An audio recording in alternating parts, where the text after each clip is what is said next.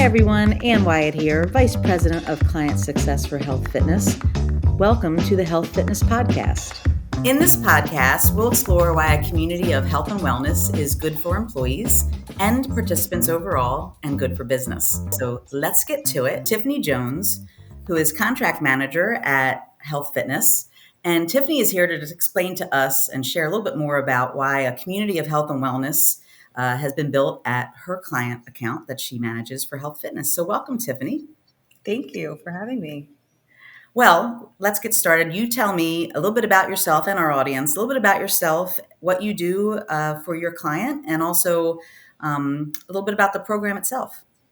Yeah, so I started with HealthFitness just about 4 years ago. So one of the things that I really came to appreciate about HealthFitness and reasons I'm delighted to be a part of this podcast is how much a sense of community and relationship building is a part of our culture. So our internal operations, not just what we bring out to our client sites. So transitioning to the client that I support, they are in the energy sector. It's about 20,000 employees throughout their organization, and they are spread across the United States, while most of them are based in the Southeast. It's a really diverse population. So when we think about energy, we've got the linemen that you see working on the poles outside in bucket trucks, but we also have other people working in the field, transmission techs. We also have office employees in corporate settings. And we know community is just so important because it helps people on their health journey, whether it's keeping them accountable or it's helping them be motivated and connecting them. So why don't you tell us a little bit more about how, or give me some examples of how you're creating community there and why that's so great for your client? Well, a really good starting point is understanding what our client has contracted us to do. So on our account, we are supporting 3 service lines. So we manage fitness center operations. We also deliver health promotion or total well-being activities to keep employees living well. And we also do injury prevention services for some of those field-based employees that I had mentioned a little bit before. So how do we infuse community into that? We do it in really simple ways that allow and encourage people to come together who are united by either a common goal, a common interest, or even sometimes a common struggle.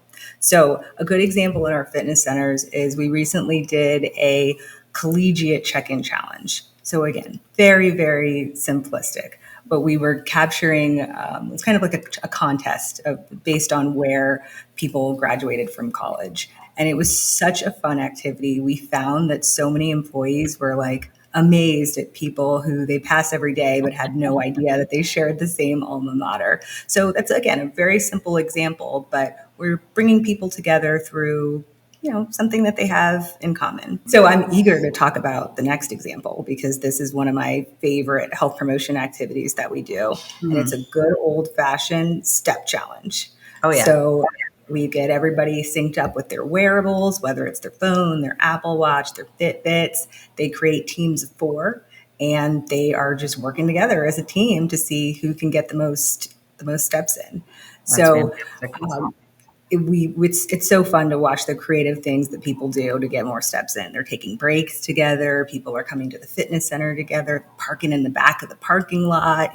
Normally everybody's fighting for the front spots, but during the step challenge, we see everybody fighting for those furthest distance parking spaces. Right. But when the challenge wraps up, what we hear time and time again is such fantastic feedback about how employees are loving working together with their colleagues, sometimes even their leaders, and that they want to keep these things going moving forward. Well, in these step challenges, I think the winners, besides the individuals, are the pets, right? Dogs never get walked so much as during a step challenge, right? Very true. Any other examples you can think of? Yeah, so one of the other things that I had mentioned that sometimes unites people is a common struggle. So we have a wonderful program that we put together in collaboration with our clients' other vendor partners. So their employee assistance program, kind of focusing on the behavioral aspect, their clinical provider that runs their health centers, focusing on the dietary aspect. And then our team comes in as the true fitness subject matter experts. And we work together to provide people resources from subject matter experts to help them conquer goals that they have tried to take on independently in the past, but have not been successful doing it on their own. Right. So it's a great example of how we kind of collaborate with other vendors to bring our clients, a successful program, but it's larger than that. The way that we build this program for the participants also incorporates that sense of community where they're able to motivate and lean on one another. That's fantastic.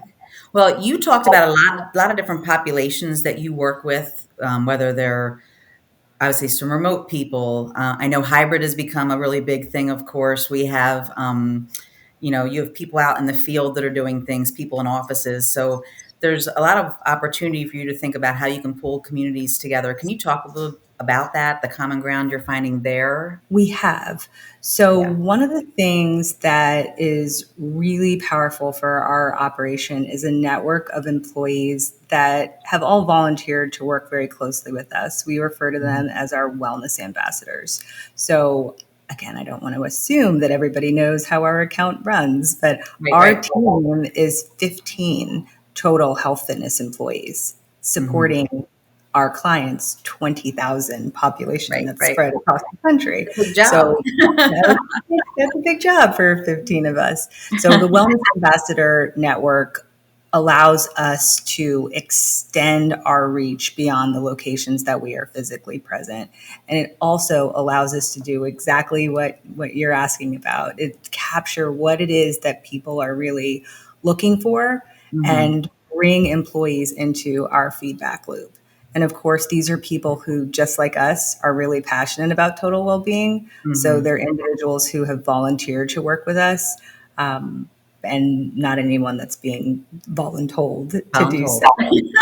And it's nice because I think that it doesn't feel like a job for them. It feels like something that they really take a sense of pride in. So we have a community aspect in that regard as well. And it also is a neat opportunity for these employees to get to connect with other colleagues throughout the organization that they might not otherwise ever work with or get to know. Sure. A lot of these individuals are people who are not in leadership roles. So it's an opportunity for, again, them to bring their passion for health and wellness to the forefront and in a leadership type of way. Right. It might not make sense within their energy role, but it does give them some opportunities to demonstrate those skills. Yeah. Give them a chance to shine. That's great. Yeah. That's excellent. So the world has changed so much. I'm going to switch gears just a little bit. The world's changed a ton. We know this. Right when you started, clearly you were talking about how different things were. And it will continue to change. But the corporate world, you have a front row seat to that, right? You're seeing all the changes that are happening right in front of your eyes with the client that you work with. Can you talk a little bit about what have you seen has changed and how has your program evolved as a result of it? It has. A lot has changed. And this relationship that HealthFitness has had with this particular client is over 30 yeyears tenure. So it's a long lasting relationship. And of course, I have not been here for all 30 of those years, but there's a lot of history in terms of exactly what you asked, what that evolution has looked like. And I think there's a lot of contributing factors. So one key thing is that the job market is changing, and there's a lot more diversity in terms of just generational diversity. I guess that's a good way to put it. So we still have our really seasoned employees who have been with the organization for quite some time, who've been in the workforce for quite some time. Right. We're seeing a lot more young people who are beginning their career as well. So it's a really wide generational spread. As a result of that, it's keeping us on our toes in terms of being able to deliver resources in a way that resonates with these different generational groups. So that has required us to change how we deliver some of our fitness programs. Our touch points for injury prevention. You speak to someone who's been doing this job for 35 years and is getting ready for retirement.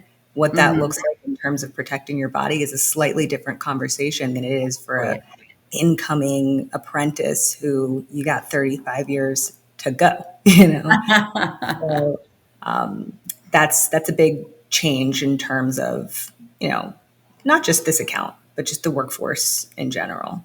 Right, right. What are you doing with those different generations? Anything specifically that you're doing to bring them along? I mean, obviously the younger generation, I always tease because I have two daughters that are, in that generation, but they're digital natives. Everything they know is digital. There's apps, there's all types of things. What are you thinking about when you're trying to reach out to these different populations?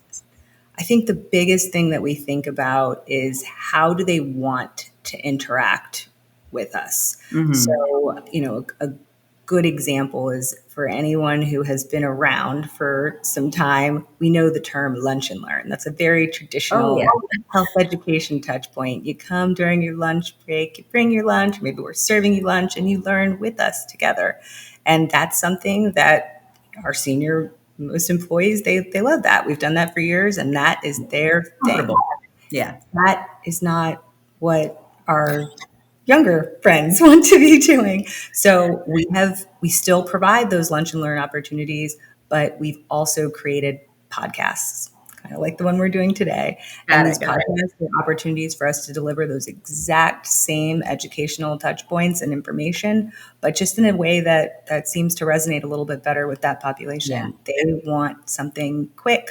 They can listen while they work and keep it moving. Yeah. So, we're just trying to diversify, still keeping the things that people love, but creating opportunities that make sense for everybody. So we're just trying to stay diverse so that we can not leave anybody out. Yeah. Well, something for everyone. It's really important, of course, right? So, all Absolutely. right. So you shared some great success stories today, but can you tell me about maybe something that hasn't worked and what type of barriers did you have to address as a part of it? Something that was a potential concern is Mm-hmm. when our client wanted to introduce a technology platform as a supplement Okay. to our program. Mm-hmm. So we were thrilled about that. I think that's definitely the direction that the industry is going. Technology has a place, but there's no replacing human engagement. No. So being able to, so much of our work is people stories and qualitative Right. outcomes and shares, but we really wanted to dig in and be able to share the quantitative aspect of how much we do with our human engagement to make sure that the technology, it was understood that the technology is not a replacement.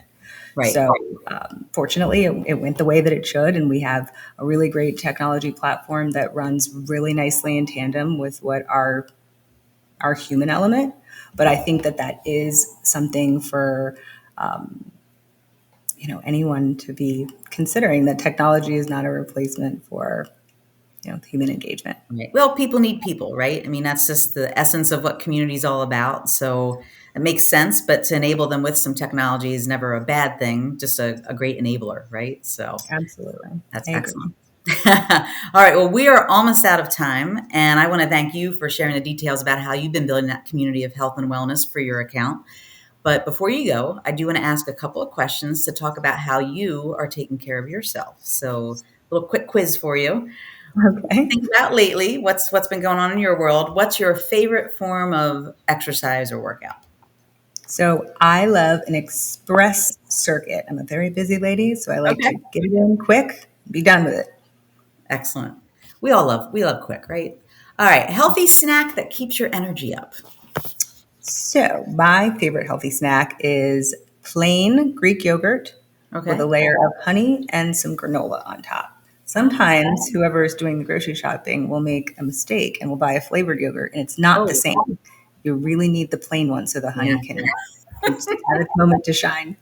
All right. And last question. What is your favorite way to recharge, recover? So my favorite way to recharge and recover, and I promise this is not a shameless plug, it is assisted stretch, which is a new service that we just started at our client site, and All right. people love it. Can you share what assisted stretch is? I mean, in essence, it sounds like you know what would it be, but I want to make sure everyone understands. Yeah, it's just an opportunity to get a little deeper into the stretch than what you could do independently. So at our site, our trainers are putting you on a massage or stretch table and just helping you get a little deeper into those stretches. And it's amazing. We use all Yeah, it's kinds on of my tools. list to do. Yeah, it sounds great. It's fantastic. That's awesome. Well, thank you, Tiffany, again. Thank you so much for listening. I hope you found today's discussion both thought-provoking and enjoyable. If you liked what you heard, please subscribe and share this episode with your colleagues and friends. We'd really love for you to stay connected with us. Until next time, take care, stay active, and stay curious.